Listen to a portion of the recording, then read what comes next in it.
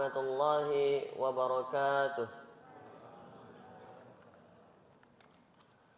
الحمد لله الواحد القهار العزيز الغفار مكور الليل على النهار تذكرة لأولي القلوب والأبصار وتبصرة لذوي الأعباب والاعتبار الذي أيقظ من خلقه من اصطفاه فزهدهم في هذه الدار.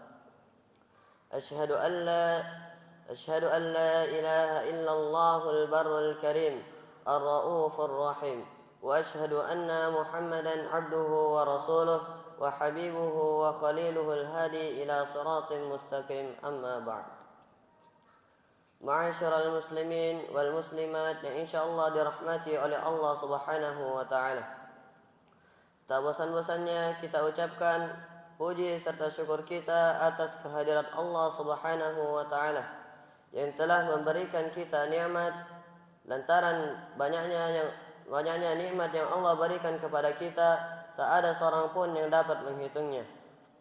Di antara nikmat tersebut adalah nikmat kesehatan, nikmat kesempatan, terlebih lagi nikmat iman dan Islam. Dengan nikmat tersebut, kita masih sempat hadir di tempat yang barakah ini untuk sama-sama melaksanakan kewajiban kita, yaitu salat subuh secara berjamaah. Dan tak lupa kita kirimkan salawat menyertai salam kepada baginda Nabi kita, Nabi Allah Muhammad sallallahu alaihi wasallam. Beliaulah yang telah memperjuangkan Islam ini dengan jiwa, raga dan harta beliau, siang dan malam, yang membawa kita dari zaman jahiliyah menuju zaman Islamiyah seperti yang kita rasakan pada saat ini. Jemaah sekalian yang insyaallah dirahmati oleh Allah Subhanahu wa taala. Terkadang Allah menimpakan bala dan musibah kepada sebagian orang di dunia ini, mau itu musibah kecil maupun besar.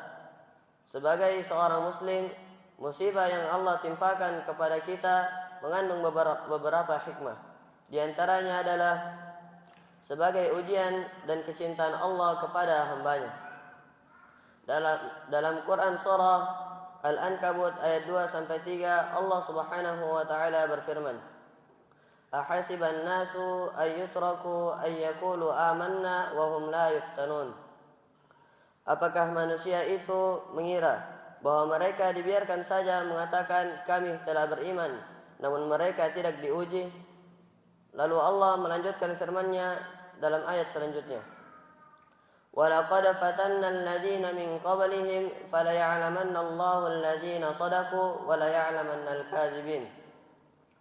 Dan sesungguhnya kami telah menguji orang-orang sebelum mereka, maka sesungguhnya Allah mengetahui orang-orang yang benar dan Allah mengetahui orang-orang yang dusta.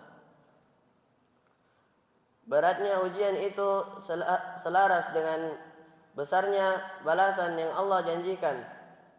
Hal ini selaras dengan sabda Rasulullah sallallahu alaihi wasallam yang diriwayatkan oleh Imam At-Tirmidzi rahimahullah.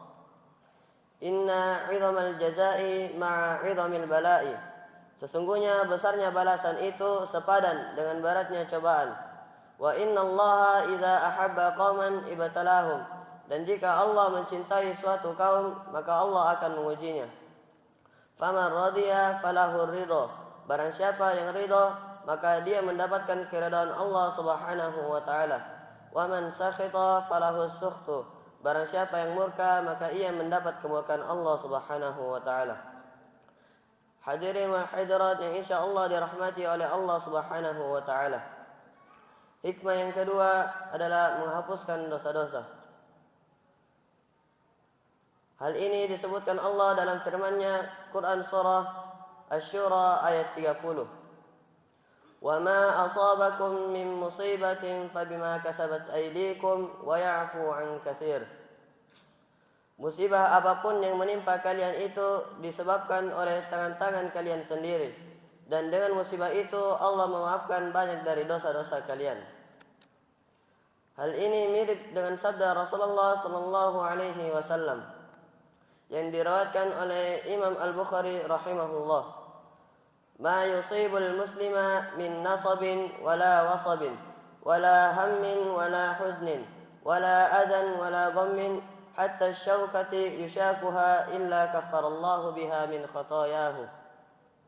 Tidaklah seorang muslim ditimpa keletihan, penyakit, kesusahan, kesedihan, gangguan, kegundah gulanan, hingga duri yang menusuknya, melainkan dengan sebab itu Allah menghapuskan sebagian dari dosa-dosanya. Ma'asyiral muslimin wal muslimat rahimakumullah. Hikmah yang ketiga adalah menaikkan derajat. Rasulullah sallallahu alaihi wasallam bersabda, "Innar rajula latakunu lahu 'indallahil manzilatu fama yablughuha bi'amalin, fala yazalu Allah yabtalihi bima yakrahu hatta yuballighahu iyyaha." Sesungguhnya seseorang benar-benar akan memiliki kedudukan di sisi Allah Subhanahu wa taala yang tidak dicapai dengan suatu amal apapun, melainkan Allah memberikan cobaan kepadanya silih berganti dengan hal-hal yang ia tidak sukai, sehingga Allah mengantarkannya kepada kedudukan tersebut. Hadis riwayat Imam Ibnu Hibban. Dalam riwayat lain, Rasulullah sallallahu alaihi wasallam juga bersabda, "Ma min muslimin yushaku syaukatun, fama fawqaha illa kutiba lahu biha darajatun, wa muhiyat anhu biha khati'atun." Tidaklah seorang muslim pun yang tertusuk duri atau yang lebih dari itu, melainkan ditulis baginya satu derajat dan dihapuskan darinya satu kesalahan. Hadis riwayat Imam Muslim. Dan hikmah yang keempat adalah memperingatkan kita agar tidak terus berbuat maksiat dan dosa. Di sini musibah-musibah dunia berfungsi layaknya sinyal peringatan dari Allah Subhanahu wa taala bahwa ia telah tenggelam dalam kemaksiatan dan dosa. Kita harus segera bertaubat kepada Allah Subhanahu wa taala sebelum kesempatan kita berlalu. Sebagaimana firman-Nya dalam Quran surah As-Sajdah ayat 21. "Wa lanudziqannahum minal 'adzabil adna dunal 'adzabil akbari la'allahum yarji'un." Dan sesungguhnya kami menimpakan kepada mereka sebagian azab yang dekat di dunia sebelum azab yang lebih besar di akhirat. Mudah-mudahan mereka kembali ke jalan yang benar. Ma'asyiral muslimin wal muslimat yang insyaallah dirahmati oleh Allah Subhanahu wa taala. Jika kita ditimpa musibah, itu tanda kecintaan Allah kepada kita dan sebagai sinyal peringatan dari Allah agar kita tidak tenggelam dalam kemaksiatan dan dosa. Maka jika kita ditimpa musibah, bisa jadi itu karena dosa-dosa kita yang menumpuk. Oleh sebab itu, mari kita segera bertobat kepada Allah Subhanahu wa taala. Mungkin hanya ini yang dapat saya sampaikan, lebih dan kurangnya mohon dimaafkan. Jika ada benarnya itu datangnya dari Allah Subhanahu wa taala, jika ada salahnya itu datangnya dari saya pribadi. Billahi taufiq wal hidayah. Wassalamu alaikum warahmatullahi wabarakatuh.